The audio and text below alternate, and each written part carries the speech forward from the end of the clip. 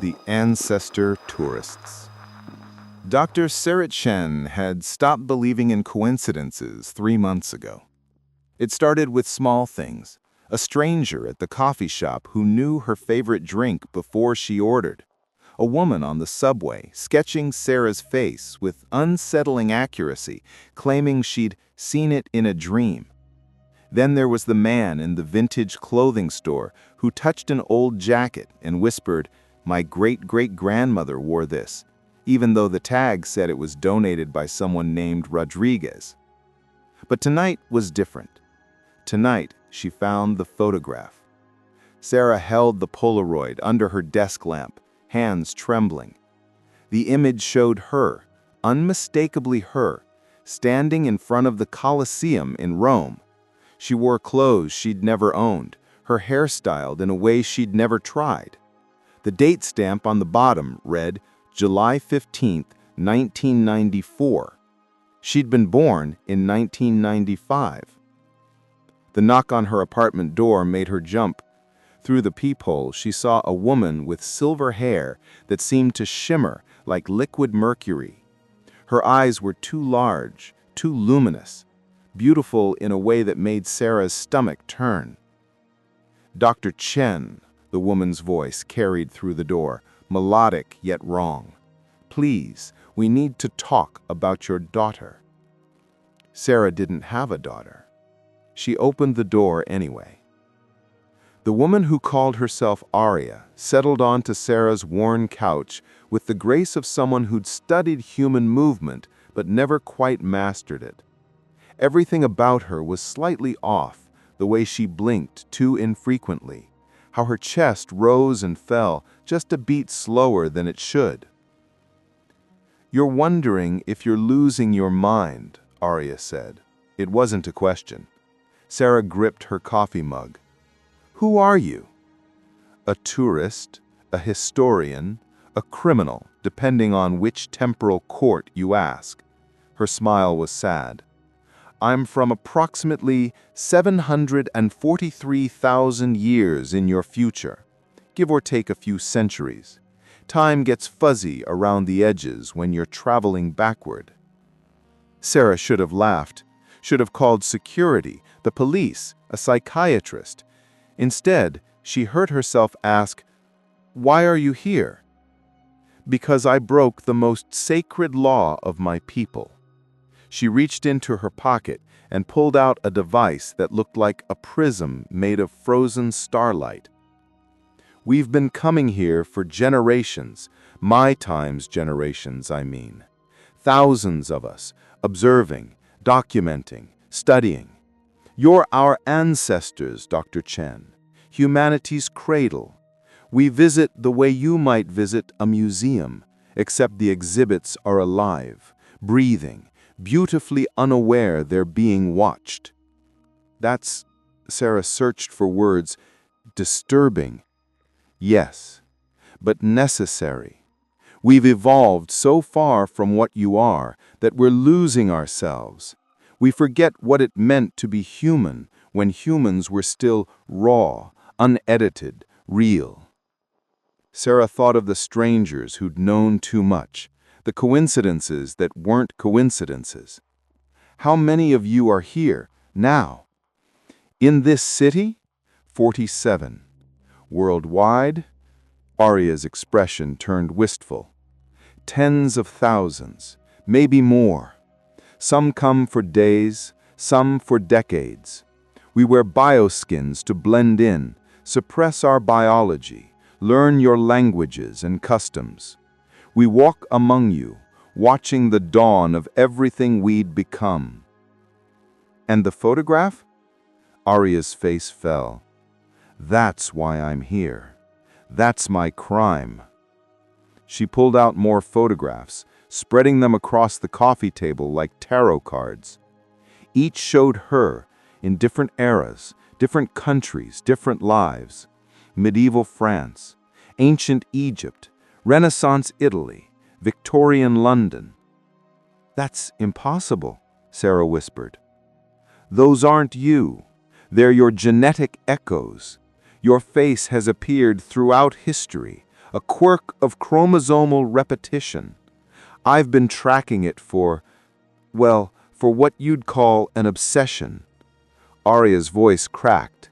73 years, your years, I've followed your lineage, watched your ancestors love, struggle, die. I documented it all, told myself it was research. She pulled out one final photograph. A little girl, no more than 6, with Sarah's eyes and Aria's silver mercury hair. "Her name is Kael. She's my daughter, and she's yours." Sarah's apartment suddenly felt too small, the walls pressing in. How is that even possible? 92 years ago, your timeline, I met a man named David Chen, your future husband, though you haven't met him yet. Aria's hands twisted together in her lap. I was only supposed to observe, but he saw me one night, really saw me, through the bioskin and the pretense.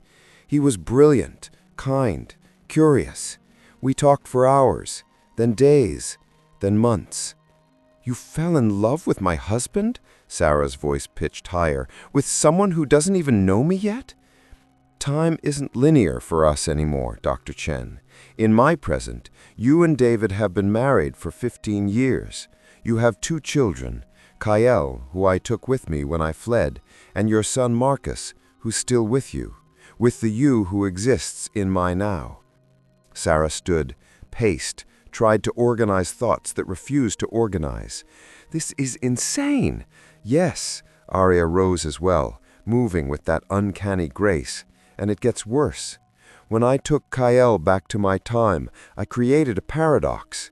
She's a hybrid, human and far future human. She shouldn't exist. Her DNA is causing temporal ripples. Every time-traveling agency in 7 epochs is hunting us. Why come to me? I don't even know this David person. I can't help you." "But you can." Aria's eyes held desperate hope. "In 3 days, you'll attend a conference in Seattle. You'll sit next to a man who spills coffee on your presentation notes. You'll laugh instead of getting angry. That man is David. That moment is your beginning." Sarah backed away. "You're asking me to fall in love on schedule? To have a child who'll be taken 700,000 years into the future?" "I'm asking you to save her, to save us both." Aria's voice broke. "The temporal authorities will find us eventually. When they do, they'll erase Kael from existence, unmake her thread by thread until she never was, unless we can prove she's necessary, that her existence, however impossible, serves a purpose." "What purpose could possibly justify this?" Aria touched the prism device, and it projected a hologram into the air, a double helix spinning slowly, shot through with light that pulsed like a heartbeat. "This is humanity in my time. We're immortal, telepathic, capable of bending reality with thought, but we're sterile, Dr. Chen. We haven't had a natural birth in 60,000 years. We clone, we replicate, but we can't create. We're a species in a beautiful, eternal coffin." The hologram shifted, showing a second double helix, similar but different, wild strands dancing through the careful structure like ivy through marble. "This is Kael. She's fertile, not just fertile, explosively so. Her hybrid DNA has reactivated something we lost. If we can study it, understand it, maybe we can remember how to be alive again, not just existing." Sarah stared at the spinning DNA, at the proof of a daughter she'd never held, would never hold in any conventional sense. "If I do this, if I meet David, fall in love, have these children, do I get to keep them?" "Marcus, yes. He'll be fully human, fully yours." Aria's expression crumbled. "Kael, I don't know. If the temporal courts rule against us, she'll be erased from existence, unmake her, thread by thread, until she never was. If we can prove she's necessary, she'll have to stay in my time, be studied, tested. Either way, you'd lose her." "Then why would I agree to this?" Because you're her mother. And I've watched enough humans throughout history to know that mothers will burn down the universe for their children, even children they've never met. Sarah didn't sleep. She sat at her computer, running genetic models until her eyes burned, searching for any scientific explanation that didn't involve time travel and impossible daughters. She found none. At 3 in the morning, her phone buzzed. Unknown number. The text read, "Conference badge arrived. Gate A7. Seattle calls." She'd never registered for a conference in Seattle. Her laptop chimed. Email notification. Conference registration confirmation. Her name already on the attendee list. Hotel room booked. Flight scheduled for tomorrow afternoon. Aria was making it easy. Too easy. Sarah grabbed her jacket and walked. The city breathed around her, alive with late-night energy. How many of these people were tourists from the future? That businessman checking his phone, was he documenting the birth of mobile technology? The elderly woman feeding pigeons, was she studying pre-enhancement human compassion? She found herself at the waterfront, staring at her reflection in the dark water. "You're thinking about running." Sarah spun. A man stood behind her, young, Asian features, kind eyes. He wore clothes that were almost right, but slightly off, cut from fabric that seemed too perfect, colors too vivid. "Another tourist?" she asked. "Compliance Officer Zhao." He showed her a badge that shimmered and changed languages as she looked at it. "I'm here about Aria and the hybrid." Sarah's heart hammered. "Are you going to erase her?" "That depends on you, Dr. Chen." Zhao moved to stand beside her, looking out at the water. "Aria violated every temporal protocol we have. She interfered with the timeline, created an impossible being, stole that being across 700 millennia. The penalties are severe." "So you'll just delete a child? Because she's inconvenient?" "Because she's dangerous." Zhao's voice was gentle but firm. "You can't imagine what a temporal paradox can do. We've seen entire timelines collapse, billions of people simply ceasing to exist because someone changed something they shouldn't have. KL is a walking paradox. Her very existence creates ripples we can't predict or control." "But you haven't erased her yet." "No." Zhao turned to face her. "Because there's a theory, a possibility. If you choose this path, meet David, fall in love, have both children naturally, it might stabilize the paradox, make KL's existence inevitable instead of impossible. But it's a gamble, Dr. Chen. You'd be betting your entire life, your freedom to choose, on a child you've never met." Sarah thought of the photographs, the same face echoing through centuries. "And if I say no?" "Then KL is erased. Aria faces trial. The timeline corrects itself. You meet someone else, have different children, live a different life, a safer life." "But not the one I'm supposed to live." Zhao smiled sadly. "Destiny is a dangerous word for people who can see time like a map.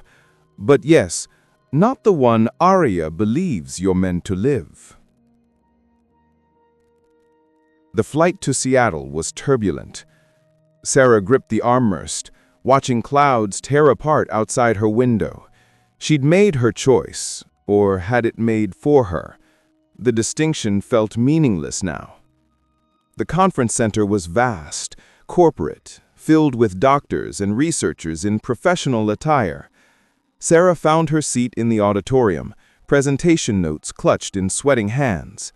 The man next to her was reading a journal, absorbed, brilliant concentration evident in his furrowed brow. He had kind hands, she noticed, hands that looked like they'd know how to hold a child gently. The coffee incident happened exactly as Aria predicted. His elbow, her notes, hot liquid spreading across careful charts. She should have been furious. Instead, she laughed, really laughed, from somewhere deep and genuine. "I am so sorry," he said, frantically dabbing at the papers. "I swear I'm not usually this much of a disaster." "David?" The name left her lips before she thought. "You..." I blinked, surprised.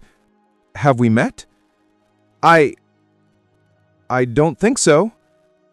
"Your name tag."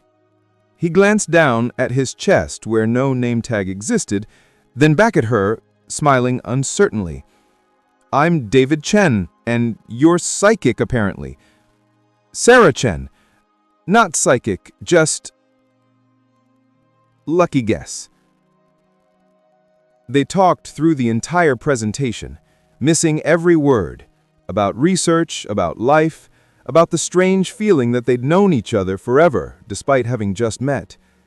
His laugh was warm, unguarded. His eyes held curiosity and gentleness in equal measure. When he asked for her number, Sarah thought of KL, of the daughter waiting 700,000 years in the future, of Aria, fugitive and desperate mother, of compliance officer Zhao, watching from somewhere in the crowd. She gave him her number. 6 months later, David proposed on a beach at sunset, and Sarah said yes, while trying not to think about temporal courts and impossible children. 1 year later, she got pregnant. 18 months later, Marcus was born, perfect, healthy, fully human. Sarah held him and wept with joy and grief, knowing another child would come, a child she'd never get to raise. Aria visited the night before Kale's birth. "She'll be born at 3:47 a.m., Aria said, standing in the hospital room doorway. "I'll take her at 4:12 a.m. You'll have 25 minutes. "That's all?" Sarah's hand moved to her swollen belly where Kale kicked and rolled. "It's 25 minutes I'll steal from time itself. The temporal authorities don't know I'm here. When Kale is born, I'll use a moment slip device to create a pocket of frozen time. To everyone else, those 25 minutes will pass in seconds. For you, for me, for her, they'll be eternal." David appeared behind Aria, Marcus sleeping against his shoulder. "And then what? You vanish with our daughter and we never see her again?" "No." Aria's voice was fierce. "I fight. I prove she's necessary. I keep her alive." "How?" Sarah demanded. "How do you prove that to beings who see all of time?" Aria pulled out the prism device and held it up to the light. Inside, Sarah saw images flickering. Herself, David, Marcus, Kale, all of them together, but older, different. Versions of themselves scattered across centuries.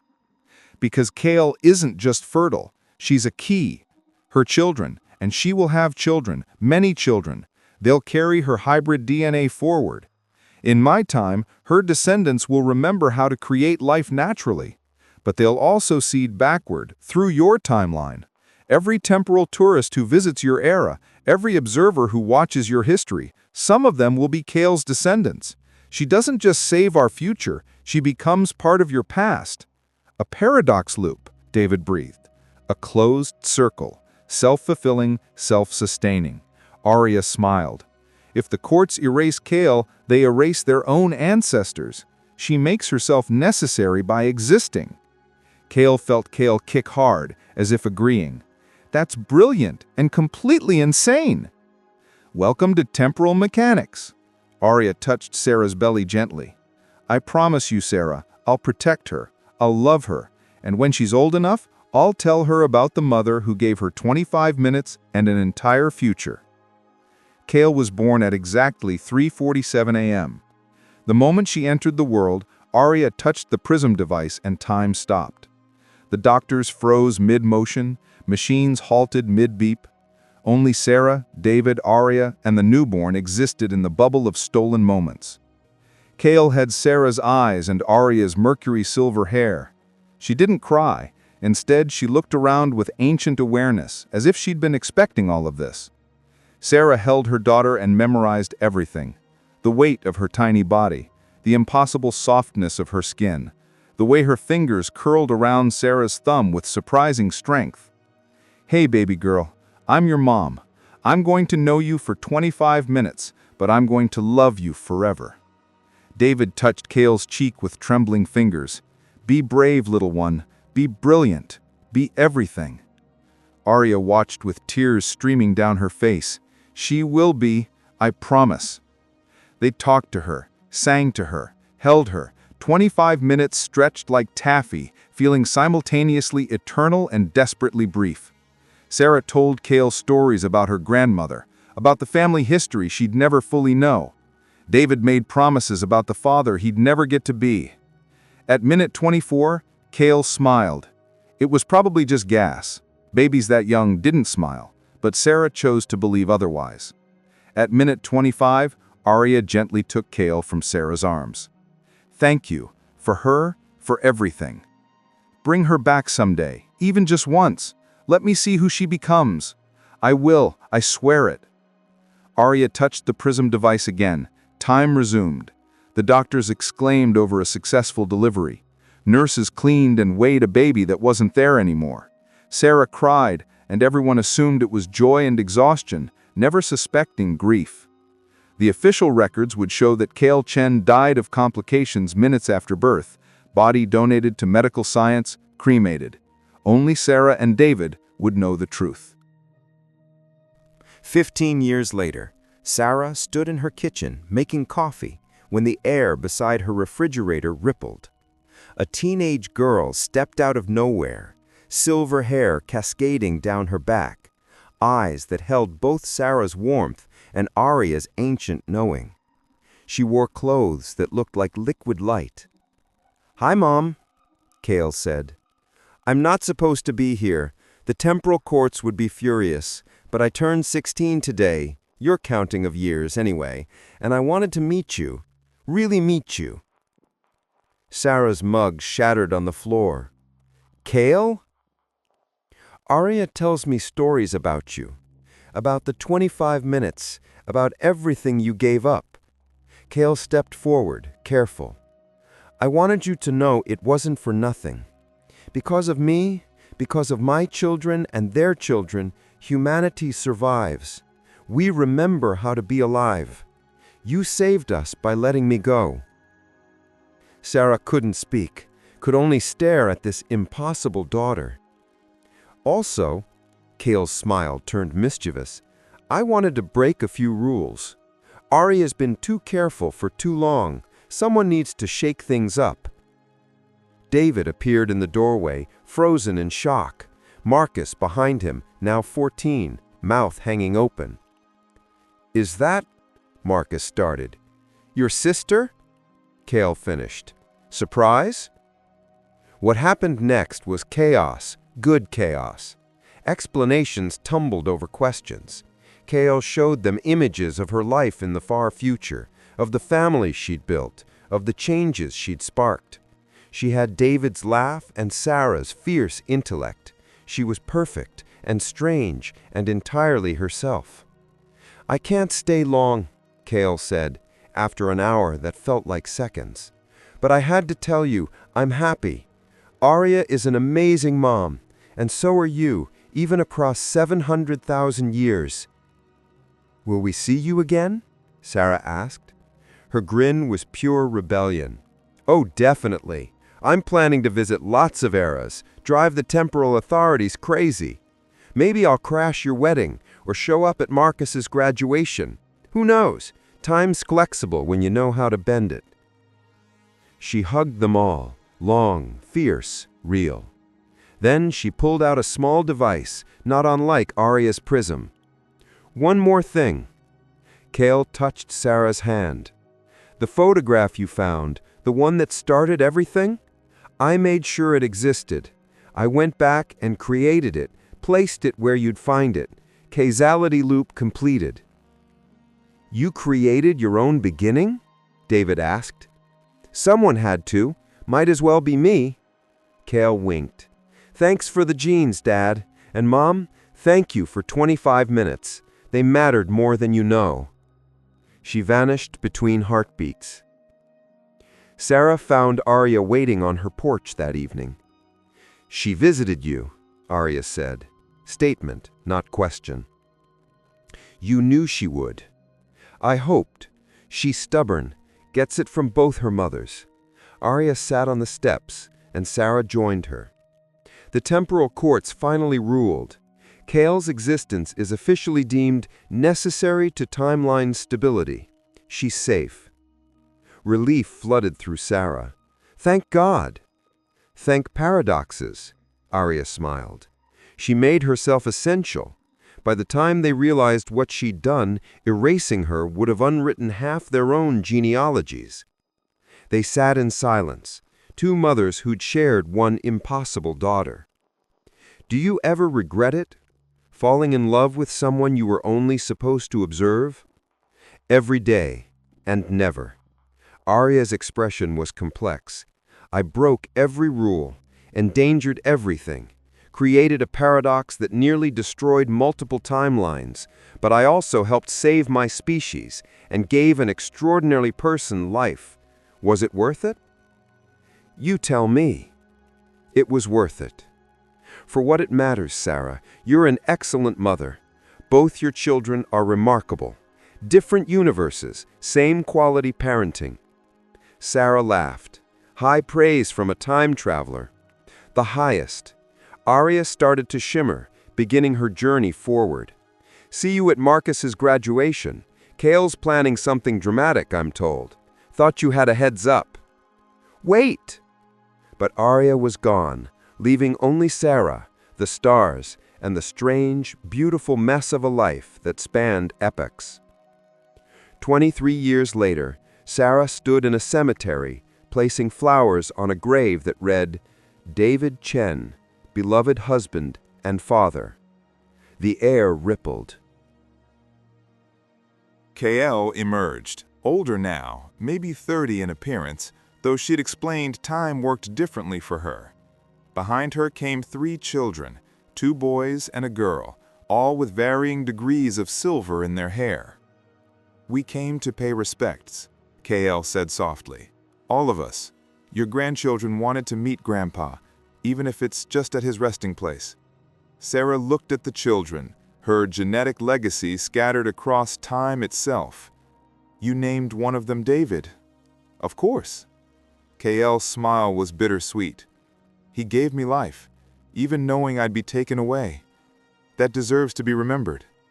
They stood together, families separated by 700,000 years, united by love and impossibility. Mom? Little David, maybe 7 years old, tugged Sarah's sleeve. Mama KL says you only got to hold her for 25 minutes. Is that true? It is. That's sad. It was enough. Sarah knelt to meet his eyes, eyes that held infinite futures. Sometimes, 25 minutes can hold everything that matters. Compliance Officer Zhao appeared then, materializing with the subtle pop of displaced air. He looked older, though Sarah suspected that meant nothing for time travelers. Unauthorized temporal visit, KL, he said, but his tone was gentle, almost fond. Adding it to my list of violations, KL didn't look concerned. What are you going to do, officer? Erase me? We both know that ship has sailed. True. Zhao's expression softened. Actually, I came to offer you a job. The temporal courts need someone who understands paradoxes from the inside, someone willing to break rules when rules need breaking. You want me to be a compliance officer? You want me to be what you already are, a bridge between ages, a living proof that time isn't as rigid as we pretend. Zhao glanced at Sarah. Both of your mothers would be proud, are proud in all their various presents. Sarah stood. Does Aria know about this? She recommended you, Zhao said to KL. Said you'd be terrible at following protocol and perfect for the job. She's not wrong. KL gathered her children close. Can I think about it? Take all the time you need. Zhao smiled at his own pun. See what I did there? Terrible joke, officer. But KL was grinning. Mom, your thoughts? Sarah looked at her impossible daughter, at the grandchildren who'd been born millennia in her future, at the man from tomorrow who'd learned to bend the rules. She thought of David, of 25 minutes that had rippled across eternity, of a photograph that created its own beginning.